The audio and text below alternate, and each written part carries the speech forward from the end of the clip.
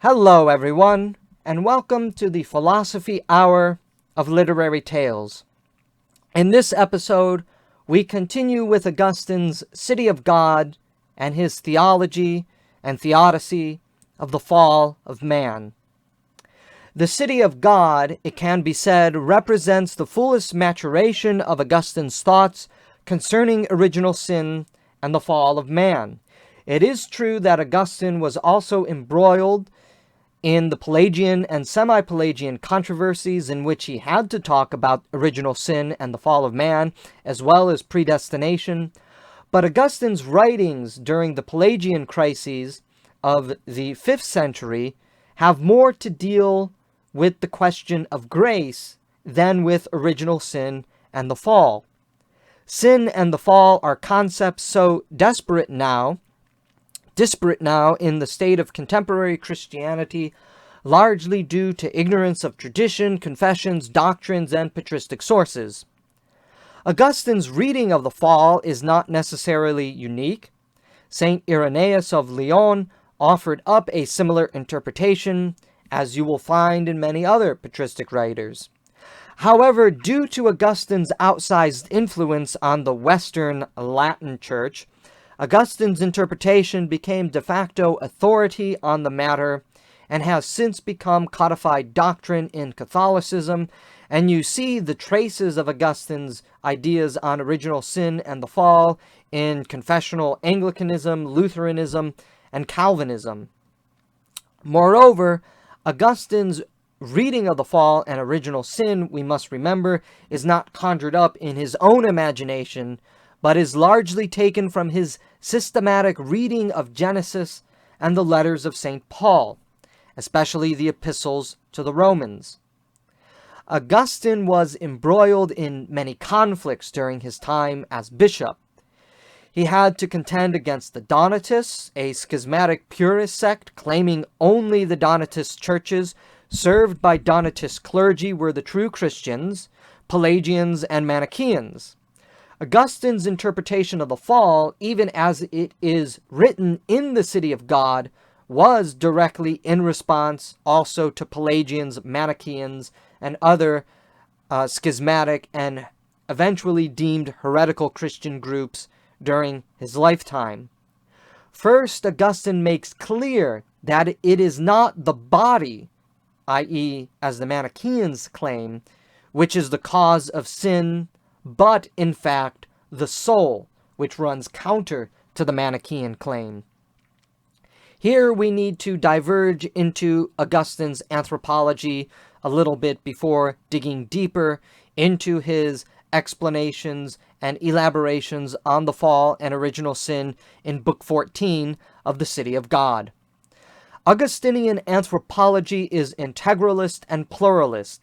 It has many aspects to it. Man is not mere body, nor is he mere soul. Soul, for Augustine, is man's intellectual faculty. As he says in De Trinitate, we must find in the soul of man, i.e. the rational or intellectual soul, that image of the Creator which is immortally implanted in its immortality. In the Confessions, Augustine also links rationality and intellect to the intelligible soul. But man is also a creature of desire. This is the so-called Augustinian insight, which separated him from the other pre-modern ancient philosophers, who also had a lot to say about the soul being the rational intellect of man. You find that in Pythagoras, Heraclitus, Plato, Aristotle, Cicero. This is not the invention of the Enlightenment. But, unlike the ancient philosophers, Augustine also says, very radically and differently, that man is also the erotic impulse deep within him. Man is a creature of desire, a creature of love. Man's constitution, therefore, is a harmonious blend of love and reason, body and soul, desire ordered to the source of all that is good. The image of God, for Augustine, was the image of the Trinity in the mind of man. As he explained, memory is the Father, intellect the Son, and will the Spirit, with a hypostasis connecting the will with the human heart, and the will with memory and intellect. It is will and love which unites all parts of the human person. Man fundamentally seeks happiness and wisdom, as he says in the City of God, for he is made in love for love, and in wisdom for wisdom. In this way, Augustine undercuts the Manichaeans and Gnostics who assert that the body is bad, evil even, and that man's real nature is pure spirit or soul. The frailty or weakness of the body is a punishment for sin, not the cause of it. The divinization of man entails the redemption and beautification of the body, not just the liberation of the soul. The original economy of relationships in the garden prior to the fall was one of mutual love and non-coercive relationships. And you can immediately see how that mutual love and non-coercion in the garden contrasts to the reality of the world after the fall, especially in Augustine's critique of the city of man. We have already stated in the preceding books that God, desiring not only that the human race might be able by their similarity of nature to associate with one another, but also that they might be found together in harmony and peace by the ties of loving relationships. Before the fall, we have a perfect union of relations between God and man with women, man with the world, an interior and exterior man, properly ordered passions and will with the soul. In reading The Fall of Man, Augustine asserts several things concerning the epistemological anthropological condition. Man's happiness is dependent upon truth. Thus, man's ontological flourishing is dependent on his living in accordance with truth itself, and truth itself is God. When man lives by his own standard, that is, apart from God and God's standards, i.e. non-truth, then man slips into falsity and lives by false standards. And here is Augustine's most mature statement on original sin and the fall of man.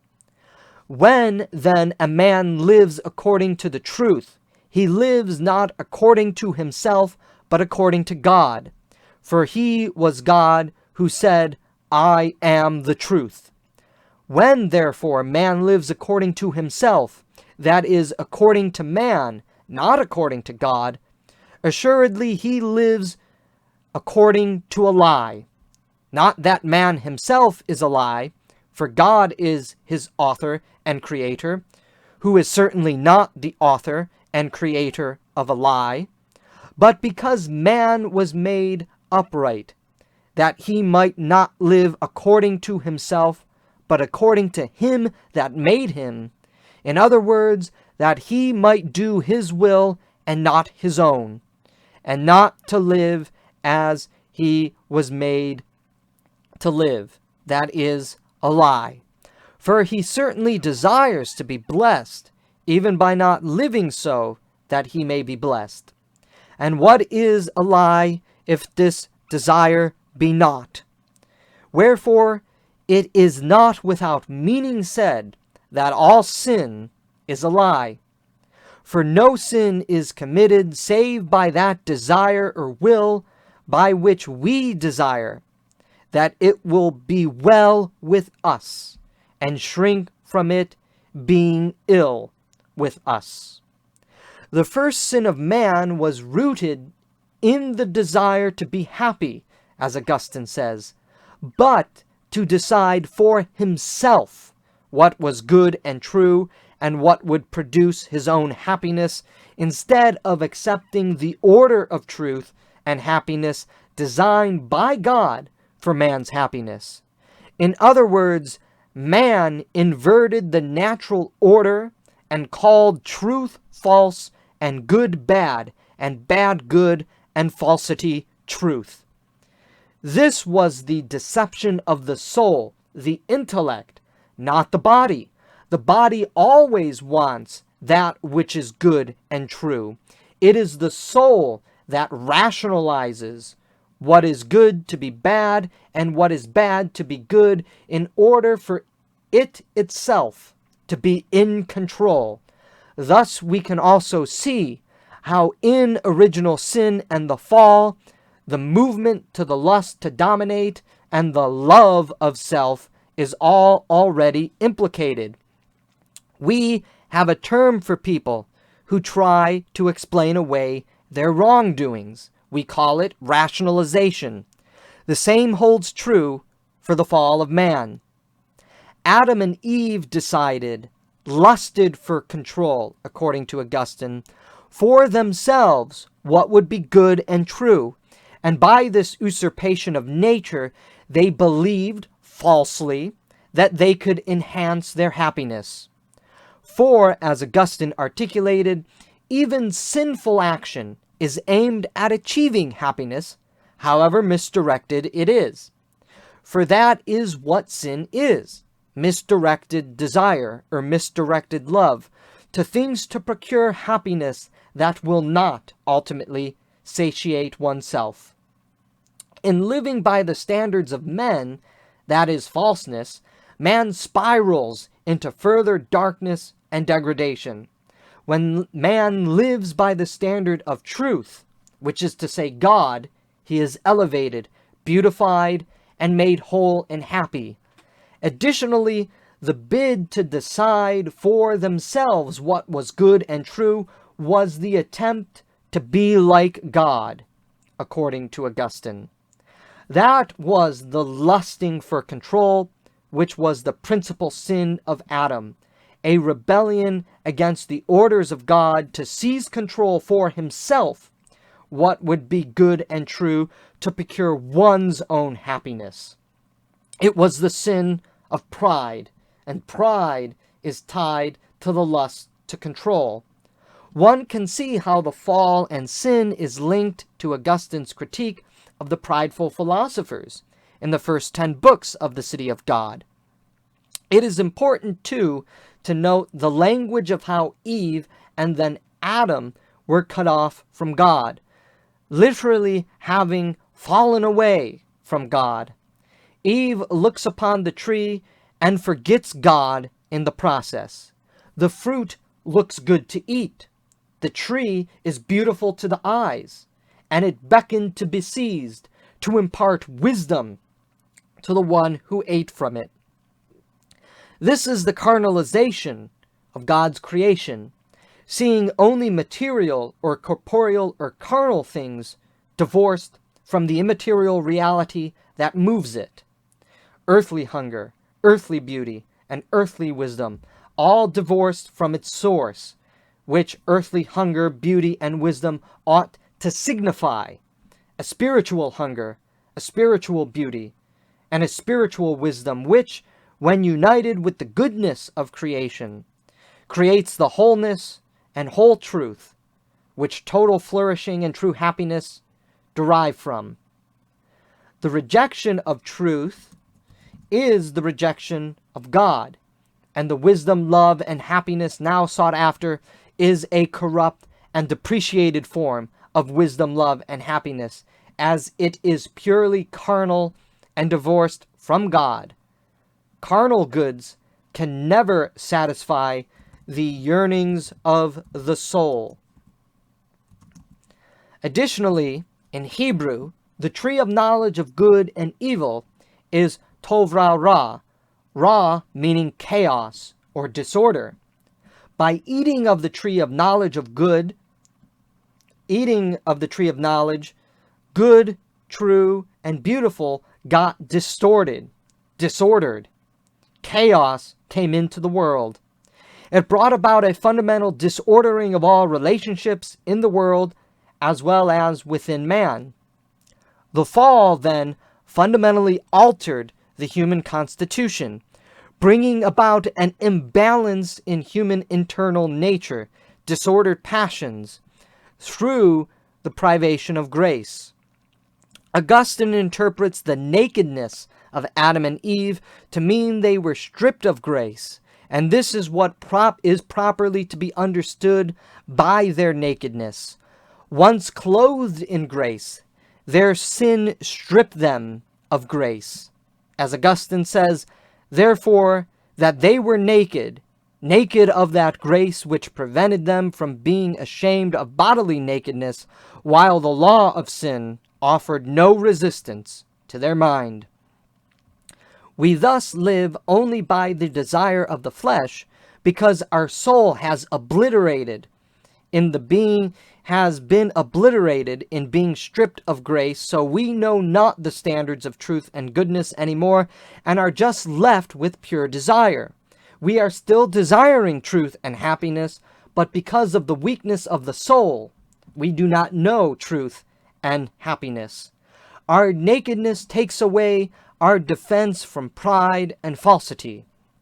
But humans desire to do good and to find happiness. This makes the human condition all the more tragic. Without grace, we cannot consummate the goodness and happiness we seek, because grace enlightens the mind to know good, true, and to know happiness in its fullness.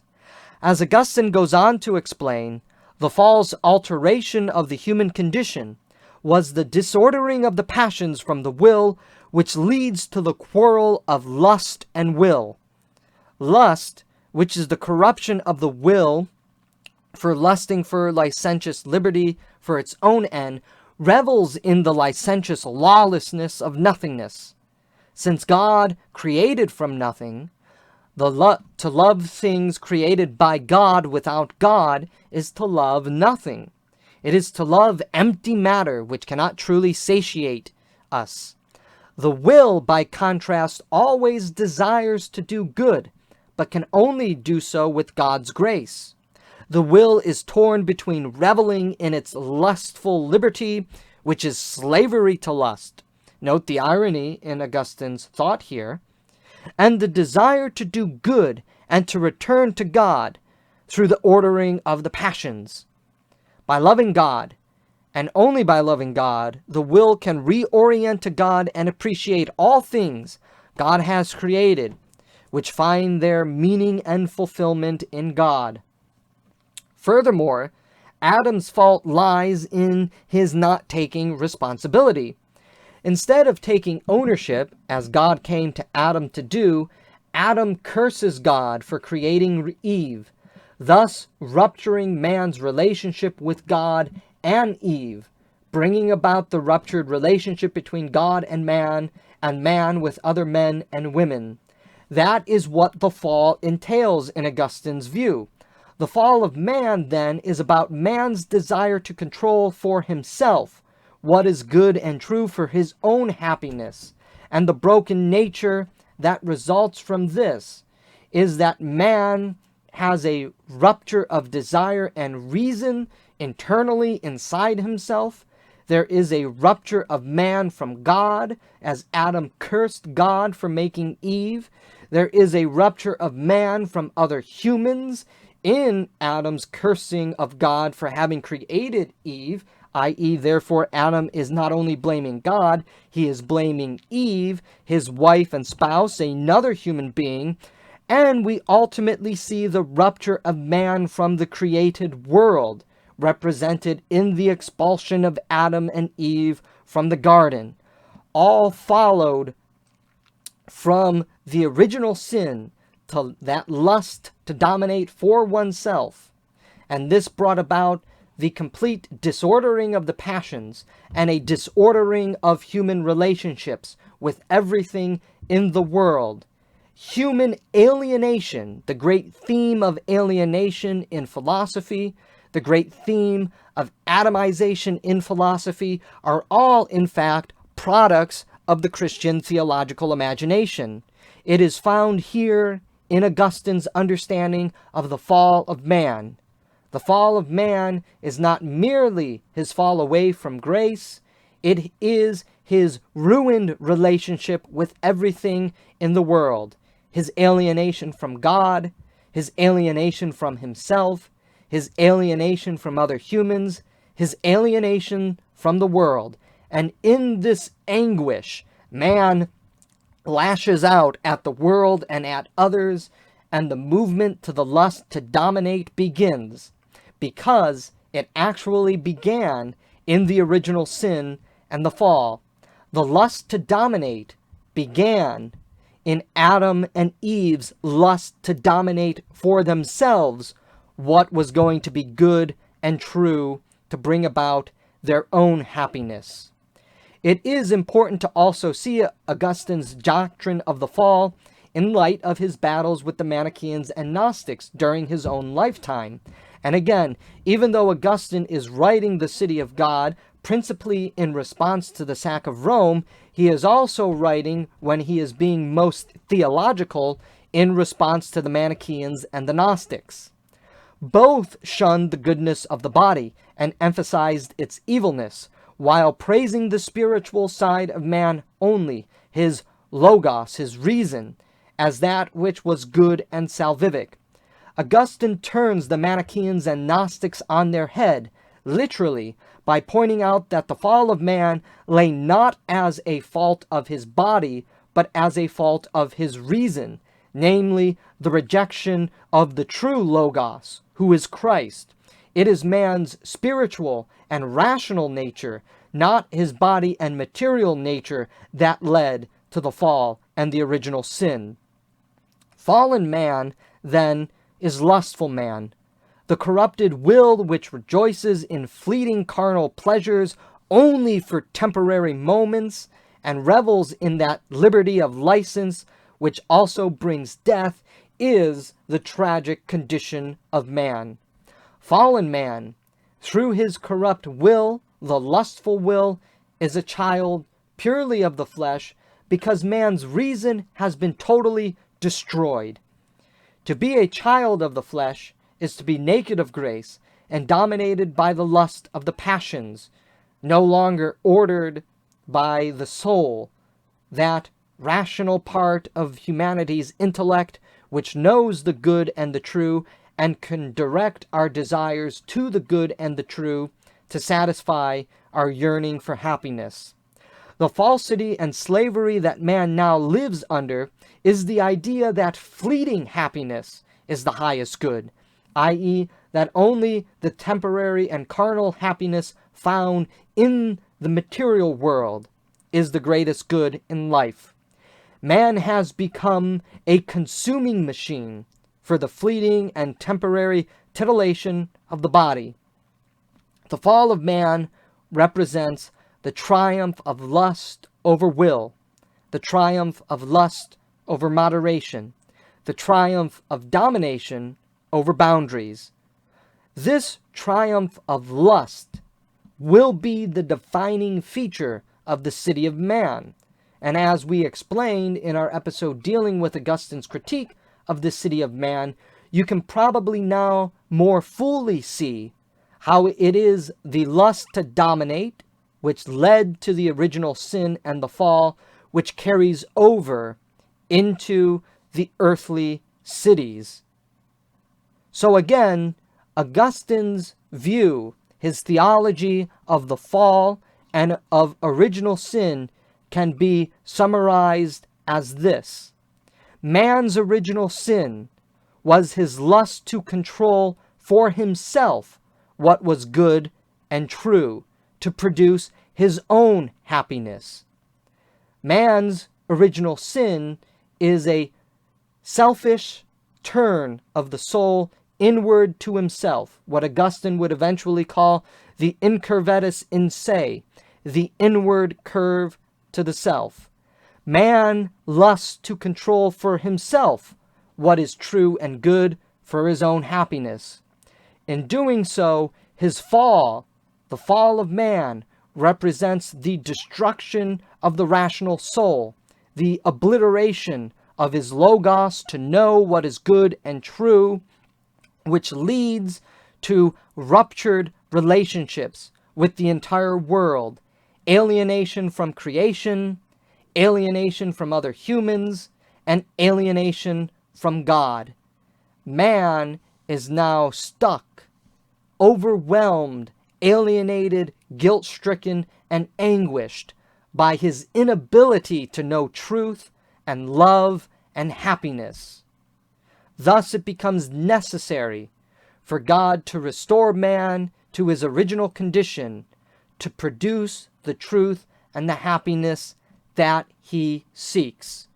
More importantly, it is not the flesh per se which is the cause of man's original sin and fall.